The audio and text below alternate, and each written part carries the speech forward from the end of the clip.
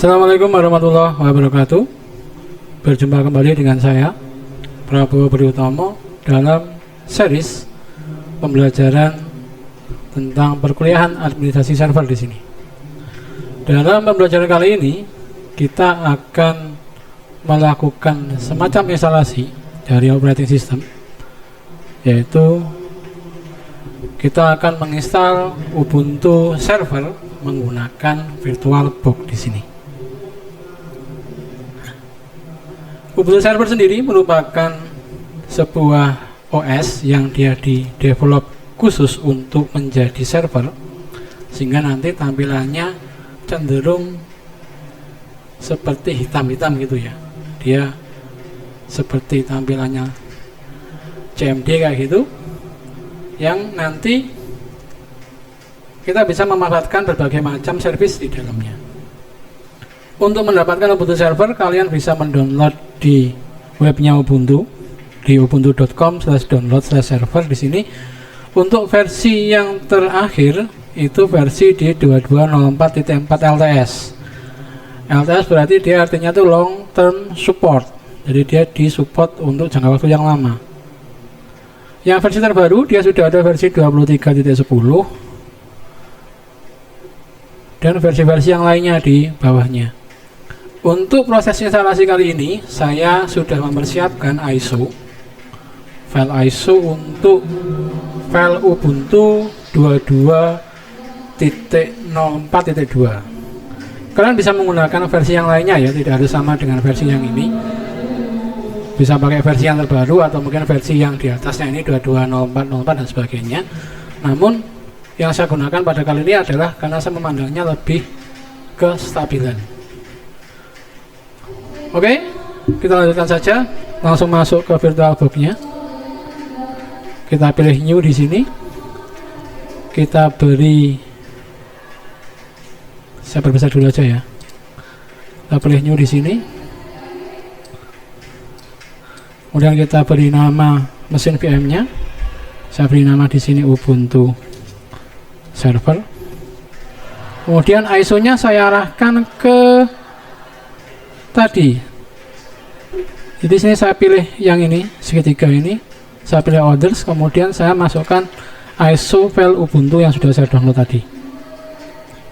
Open. Kemudian kita centang yang ini, skip unneeded initialization. Kita klik next. Kemudian kita tentukan besaran RAM yang kita gunakan. Di sini saya memilih besarnya sekitar 4 GB saja ya, tidak usah terlalu besar. Dengan clock processor yang saya gunakan adalah 4. Kemudian saya next lagi. Kemudian saya pilih sekitar 25 GB dari kapasitas hard disk saya untuk meng-create Ubuntu-nya. Jadi saya tidak merubah settingan yang ini. Next saja. Ini adalah spesifikasi yang sudah kita tentukan tadi. Kemudian kita pilih finish.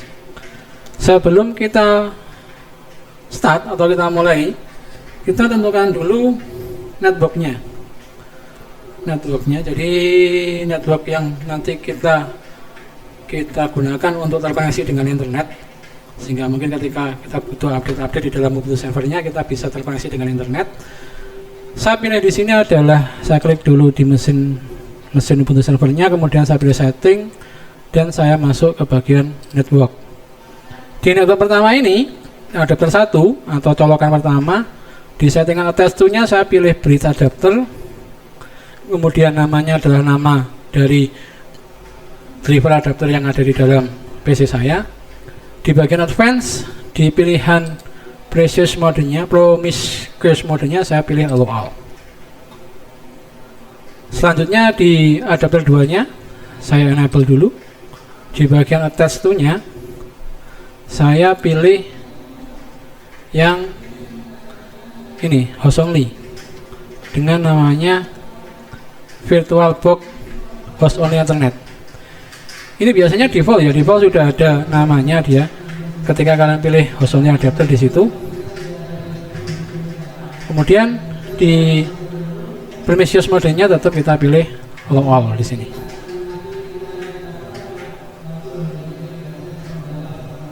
Kita pilih all. Oke, settingannya sudah terbuat, kita tinggal start saja Ubuntu-nya. Kita tunggu dulu Ubuntu-nya untuk running, untuk memulai dia. Nah, ini sudah running. Kita tekan enter saja di sini. Dia mulai proses bootingnya.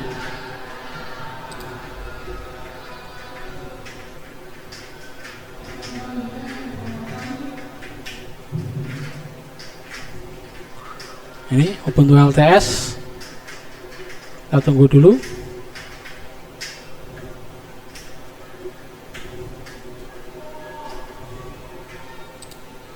Nah, ini ada mulai proses instalasinya ya.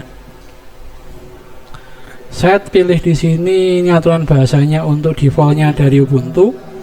Saya pilih English di sini. Kemudian saya pilih continue without updating.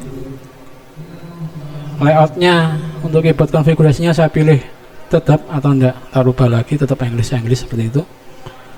Next, terus saya pilih di sini Ubuntu server. Ini kalau kita milih tinggal kita arahkan ke atas saja ya. Pilihkan ke atas, kemudian pilihannya kita tinggal ditekan spasi saja gini, dia akan terpilih.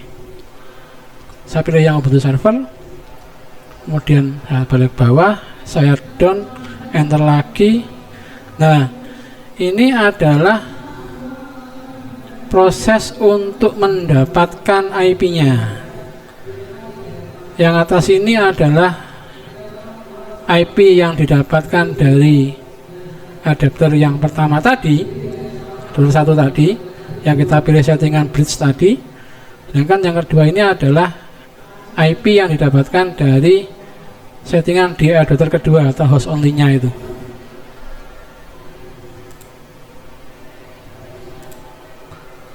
Host only-nya. Kita ke bawah lagi, kita down, ini DHCP ya, saya settingnya namanya DHCP di situ. Kemudian ini proxy-nya, saya tidak pakai proxy. Enter lagi. Ini mirror address untuk Ubuntu-nya, saya tidak rubah, enter saja. Nah, dan ini adalah settingan untuk harddisknya. Harddisk sebesar 25 GB ini merupakan harddisk yang kita alokasikan tadi ketika kita membuat mesin virtualnya. Kalau mau dirubah, kita tinggal arahkan aja ke bagian custom storage ini, kita pilih pakai spasi gini, kemudian kita arahkan ke bagian bawah lagi down, maka dia akan masuk ke settingannya, settingan untuk merubah kapasitas atau melakukan partisi dari harddisk yang kita gunakan. Karena saya tidak melakukan ini, saya klik back saja. Saya tetap menggunakan use entire disk pada disk sebesar 25 GB yang kita buat pada pertama kali kita membuat mesin tadi. Langsung saya masukkan down. Kemudian ini bentuk konfigurasinya ya, bentuk partisi yang dibuatkan langsung oleh Ubuntu-nya. Saya rubah aja, saya down lagi, kemudian saya pilih continue. Kemudian ini adalah konfigurasi untuk nama PC atau nama perangkatnya yang terinstall oleh Ubuntu server ini. Untuk namanya, saya beli nama PC-nya itu server saja, server Ubuntu. Kemudian server name-nya, ini server yang nama server yang tampil ketika proses booting atau login. Kasih nama gini aja, server Ubuntu. Kemudian username-nya adalah username yang kemungkinan muncul, kemungkinan kita gunakan ketika nanti proses loginnya. Saya pilih di sini admin dengan password. Oh, dia tidak boleh pakai user admin ya. Saya pakai user aja, gini aja. Passwordnya ini password root. Jadi silahkan kalian sesuaikan dengan kebutuhannya masing-masing. 2 kali kita masukkan passwordnya. Kalau nanti nggak cocok, ada peringatannya juga di situ. Kalau sudah, kita tinggal tekan done.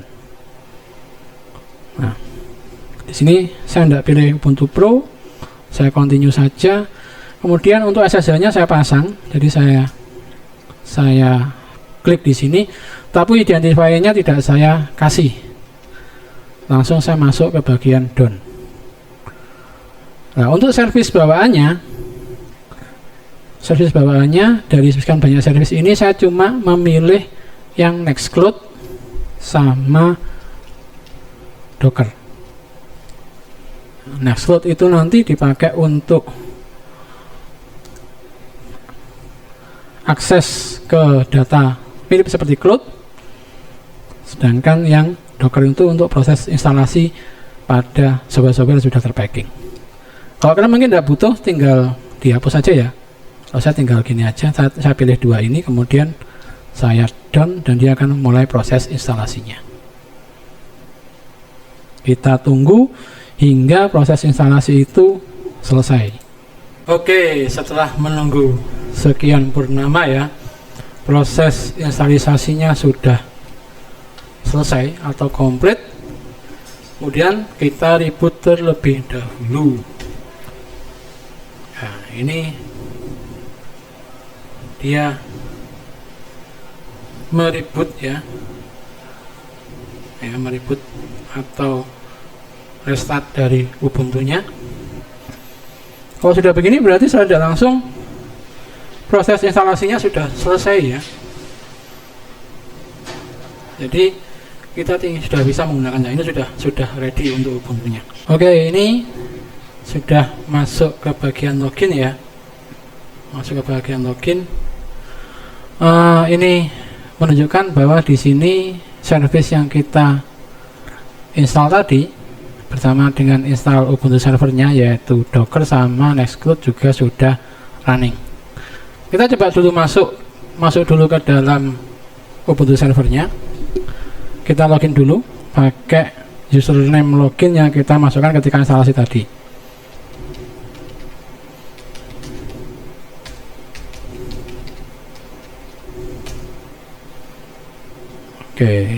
Oke, keliru dia.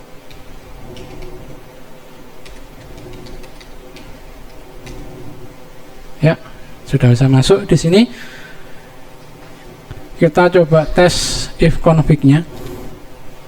Apakah dia running? Oh, ini belum diinstal ya. Install dulu aja. Sudo apt install nettools.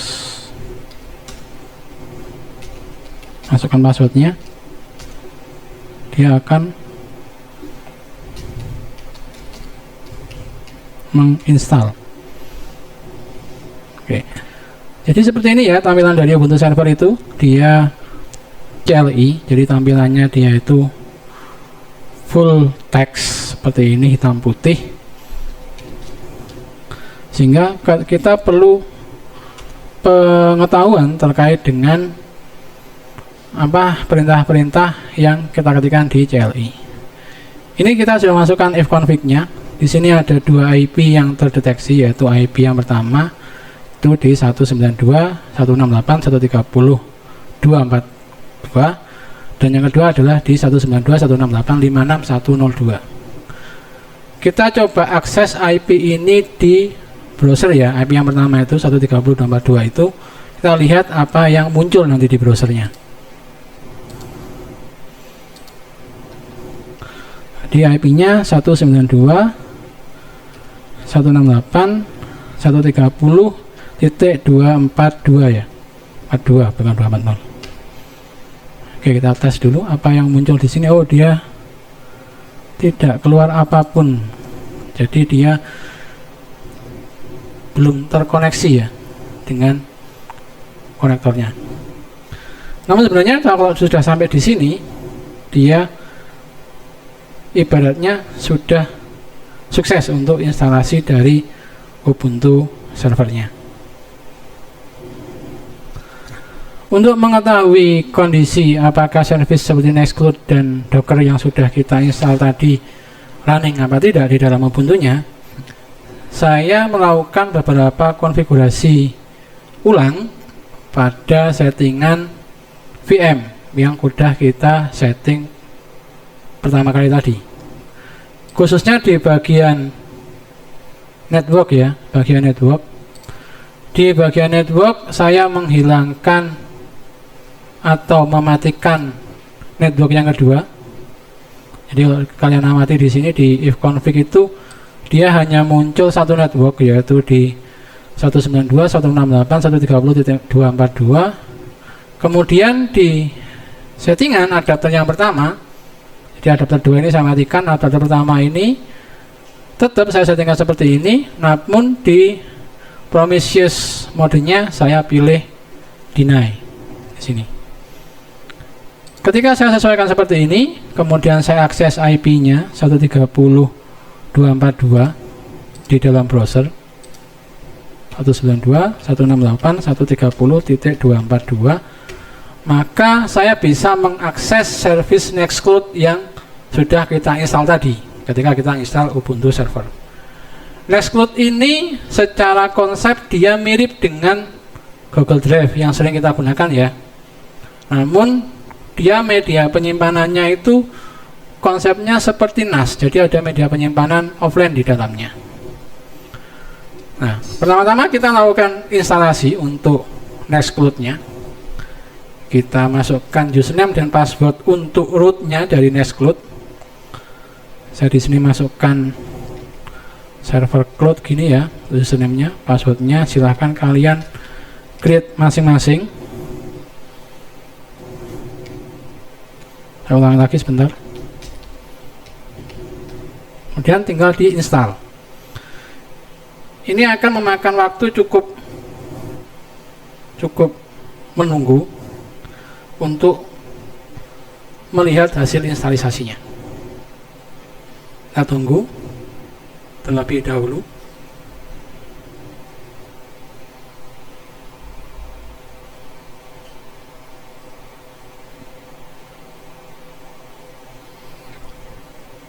Oke, ini dia sudah mulai masuk ke recommended apps-nya. Jadi nanti ada apps bawaan dari Nextcloud yang kita bisa install. Oh iya, ketika kita install Nextcloud ini pastikan baik Ubuntu servernya maupun PC kita itu terkoneksi dengan internet ya. Karena nanti ada part-part atau ada library-library yang dia nanti diambil langsung dari internet seperti itu. Oke, kita tunggu dulu ya.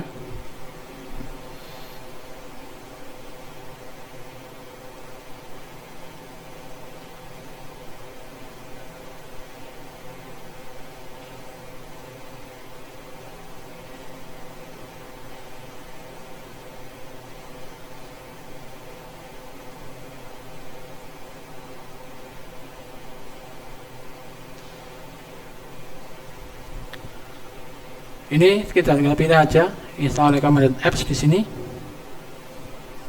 Nah, ini klik aja gini. Ini sudah bisa ya set statusnya. Oke. Dia sudah bisa diakses di sini. Nah, ini tampilannya untuk Nextcloud-nya. Ini masih di posisi root ya, masih di posisi root. Saya akan tunjukkan nanti ketika kita setting usernya di sini. Usernya, saya tunjukkan di setting usernya. Nah, usernya masih 1, dia tidak punya batas atau kuotanya, dia masih full. Di sini saya masukkan atau buat grup dulu. Namanya masih grupnya kampus gini aja ya. Kemudian saya bikin new user.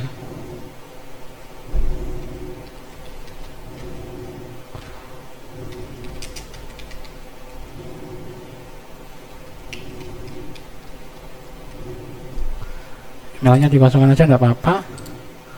Set adminnya buat grup itu. Kemudian kuotanya di sini kita bisa milih ya.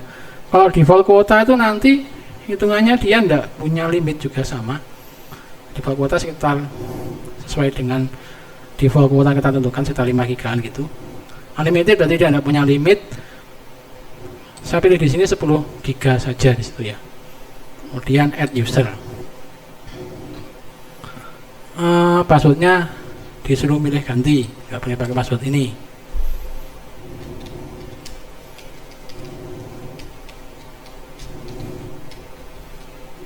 Oke, kemudian add new user. Ya, dia sudah tercreate usernya atas nama Mas Bowo dengan usernya ini. Untuk mengecek berapa kapasitas Nextcloud-nya ini, kita bisa masuk ke administration setting. Di bagian basic setting ini nanti akan terlihat setting atau di bagian sistem. Nah, kapasitas totalnya untuk Nextcloud-nya itu adalah di 5 GB. Ya, karena tadi berbagi dengan layanan Ubuntu server yang lainnya, jadi allocatednya dia di 5 GB saja. Oke, sekarang kita coba login ke user yang baru kita buat tadi. Ya, saya logout dulu, kemudian saya login ke user yang baru kita buat tadi. Kemudian kita lakukan upload file di situ. Oke, dia sudah masuk seperti ini. Setnya, tampilan depannya. Kita masuk ke bagian file. Ya, ini dihapus nggak apa-apa ini. Hapus saja boleh. Klik semuanya, klik kanan, delete. Dia terbuang semuanya. Ini ya, kapasitinya dia cuma 10 GB di sini. Saya pilih new, upload file. Saya pilih file random saja.